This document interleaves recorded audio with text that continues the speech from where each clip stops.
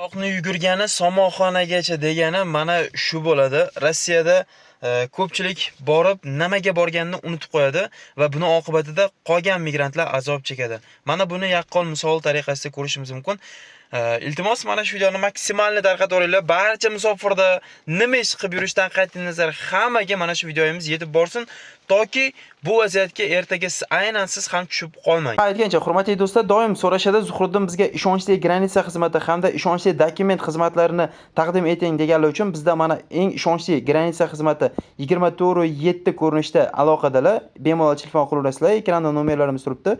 +7977 426 64 59. Undan tashqari granitsaga chiqib kelgandan keyin kimga ishonchli registratsiya xizmati yoki deport zapret tekshirish xizmatlari kerak bo'ladigan bo'lsa, Avaz akamizga quyidagi +7964 745 11 raqamlarga bemalol aloqaga chiqsanglar bo'ladi. Bilasizlar, bizda eng ishonchli va 100% kafolatli xizmatlar. Avvalambor assalomu alaykum, Zuhriddin musofir kanalini kuzatib borayotgan aziz obunachilarimiz, hammalarga xayrli kech deb qolamiz. Mana bugun bu migrantlar uchun qanday desa ham bo'ladi, noxush xabar. Ya'niki o'zimizga o'zimiz qilyapmiz, o'zimiz oyog'imizga o'zimiz bog'lab turyapmiz. Bizni hech kim o'zidan o'zi kelib tekshirmaydi. Mana oqibatni ko'ryapsizlar, stroykada janjal bo'lyapti. Va mana shu Rossiyani shahrida, bitta shahrida hop, migrantlar o'zi bir-biri bilan urushyapti va oradan hech qancha o'tmasdan proverka, ya'ni omon bosyapti va u yerda bu urushda qatnashganmi, talpada bormi, yo'qmi, qo'l quruq hammasi barobar yonyapti. Ya'niki mana shu yerda baribir hamma bu konfliktda qatnashmagan, lekin buni ular tushunmaydi. O'sha joyda jamiki qo'l quruq bir xil yongandek hammasini olib ketib mana tekshiryapti. Endi bularning ichidan juda ko'pi vidvariyna bo'lishi aniq. Ya'ni o'z yurtiga qaytib ketadiki, agar qamalib qolmasa agar. Men o'ylaymanki, nima uchun shu narsalar kerak deb o'ylayman. Nimaga aynan biz Rossiyaga borganimizdan keyin hech kim havasga bormaydi. Nimaga shu jilovlashimiz kerak bo'lgan narsalarni jilovlay olmaymizda va buni oqibatida o'ziga jabr qilsa ham mayli ekanda. Biz hozir bu videoni aynan chiqarishimizdan maqsad, iltimos, Rossiyada faqat o'zinglarni o'ylamanglar. Ba'zi birlar shunday ham yozishi mumkin. Zuhriddin shu urushga majbur bo'lgandir-da, etaklari deb yozishi mumkin. Lekin nima bo'lishidan qat'iy nazar Rossiyadamiz, musofirdamiz. Musofirda bu narsalar taqiqlangan. Buni oqibatida preverkalar kuchayishini bilamiz.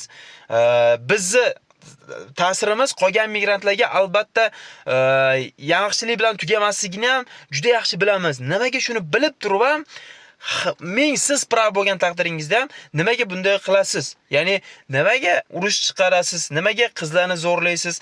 Nimaga ichasiz? Nimaga degan savol bor-da. Nimaga mana shuni jazosini aynan o'zingiz olmaysizki va sizni atrofingizdagilar bundan jabr ko'radi. O'shaning uchun biz video qilyapmizki, iltimos, sizlar mana shu ichish jarayonida yoki rus qizlarga tegishda o'shalarni buzib qo'yapti ko'pchiligi, tegib qo'yapti yosh qizlariga.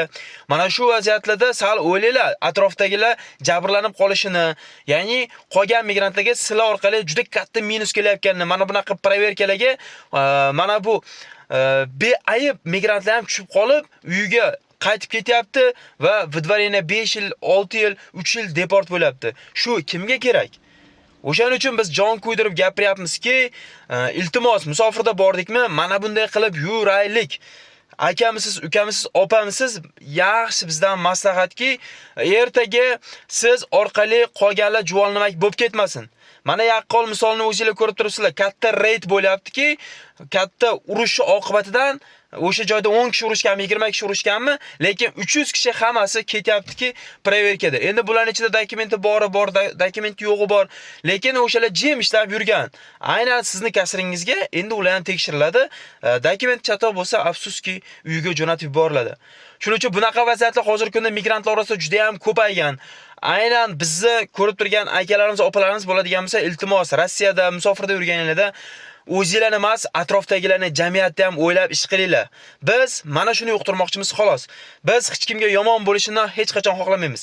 Faqat xalqimiz, shu musofirda qiynalib yurgan o'zbek, tojik, qirg'iz akalarimiz eson-omon ishlab, oilasini bag'riga qaytishini juda ham xohlab qolamiz. Shuning uchun iltimos mana shu videoni maksimal tarqatib qo'yinglar. Ichayotgan, chekayotgan, rus qizlarga borayotgan, urushayotgan akalarimiz zora shu video orqali bu qilmishlardan qaytsa, inshaalloh Xudo xolasa Rossiyada migrantlar sog'-omon oilasi bag'riga qaytib olsa, biz maqsadga erishgan bo'lamiz. Sog' bo'linglar, omon bo'linglar. Sizlar bilan har doimdek Zuhriddin Musofir bo'ldi.